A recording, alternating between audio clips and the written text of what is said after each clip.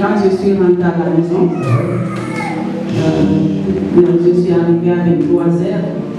Après, j'ai fait ma prière, je me suis endormie. Et je n'avais pas sommeil. Après, je me suis réveillée, je me suis mis encore à genoux, j'ai prié encore. Presque 5h que je me suis endormie. Et je n'ai pas vu la personne, mais quelqu'un qui est venu me trapper derrière, m'a commencé à c'est pas la première fois. C'est pas la première fois qu'il m'arrive. La première fois aussi, quand je suis témoignée aussi, ça m'arrivait aussi, mais je n'ai pas témoigné. C'est pour ça que je dis aujourd'hui si je vais témoigner aussi. Il a commencé à me gorger, elle a commencé à me gorger. Moi, j'ai commencé, j'avais envie de lui mordre, mais je ne pouvais pas. J'ai commencé à piquer des hommes, j'ai commencé à piquer. Elle a continué. Après, je me suis abattue. Après, je n'ai pas vu, elle est partie, et je me suis réveillée. Donc après là, j'ai pris la douleur. Et là où je sentais la douleur, je me gratte. Tu te grattes? Oui. Vous savez, quand une plaie est cicatrisée, elle son sang là. On gratte. Avant, quand tu voyais cet homme-là, tu avais tout de suite un peu mal, n'est-ce pas? Oui. Mais maintenant, tu n'as plus mal. Non, j'ai plus mal, mais je passe tout le temps me gratter. Alléluia. Merci.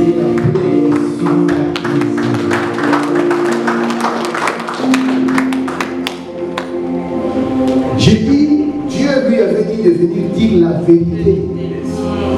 Parce que tous les deux sont allés voir le féticheur, les Kikoukoussa, pour aller chercher la guérison de leurs enfants qui souffraient fortement. Et après, elle est tombée enceinte, comme ils étaient déjà dans la souffrance. Tous les deux, ils se sont mis d'accord d'enlever cet enfant. Ils ont avorté. Après l'avortement, elle a commencé à voir cet enfant-là dans ses rêves la nuit en train de pleurer. My God. Vous comprenez? Cet enfant que j'avais avorté, il pleure. Tu l'entends pleurer jusqu'aujourd'hui. Oui, c'était même la semaine dernière, c'est mon mari qui l'entendait. Vous entendez? Ils ont enlevé un enfant. Mais cet enfant pleure jusqu'aujourd'hui. Innocent. Je lance un message à toutes les femmes et même les hommes qui soutiennent l'avortement. Vous tuez les enfants.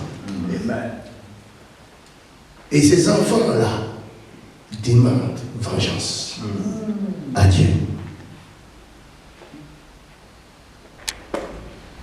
C'est pourquoi le Seigneur est venu dans son rêve lui dire, tu es déjà libéré. Amen.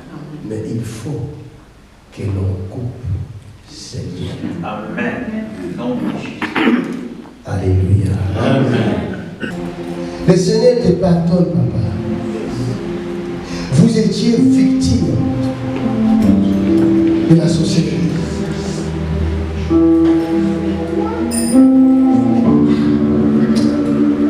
Le diable est dangereux. Il les a torturés jusqu'à les pousser à quelque chose de plus grave pour les condamner à jamais. Grâce soit rendue à notre Dieu. Par Jésus-Christ, notre Seigneur.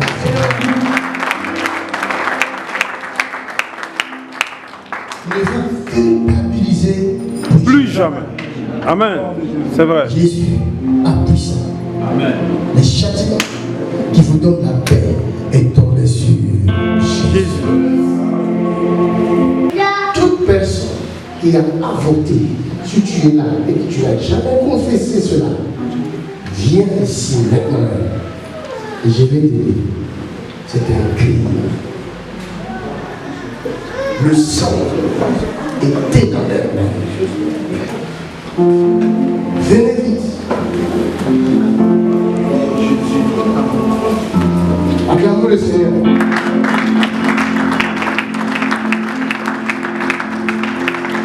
Acclamons Jésus. Acclamez Jésus. Acclamez Jésus.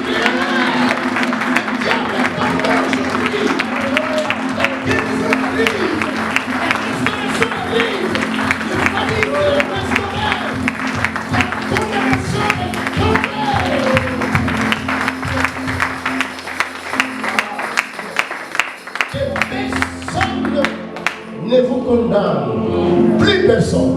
Au nom de Jésus. Amen. Combien tu as? Plus de 7. Plus du 7. De 7. 7 enfants Dieu. Et quand tu cherches la délivrance, beaucoup de fois je l'ai délivré. Et chaque fois, le même esprit s'est manifesté, prenait une autre forme. Et je me demandais pourquoi sa délivrance ne finit toujours là. Voilà la raison pour laquelle la délivrance ne finit pas. Tu l'aimes. Bien-aimé, j'ai un mot à dire, donc un témoignage. Tu le regardes. J'ai un témoignage à dire à l'église à ce sujet de tout ce que l'évangéliste vient de dire. Donc, et voilà ma vie. Donc, j'ai fait ce que j'ai fait par rapport, et parce que mes parents aussi tenaient beaucoup à moi. J'étais tombée enceinte pour la première fois de ma fille que vous voyez ici. J'étais adolescente et puis j'étais vraiment.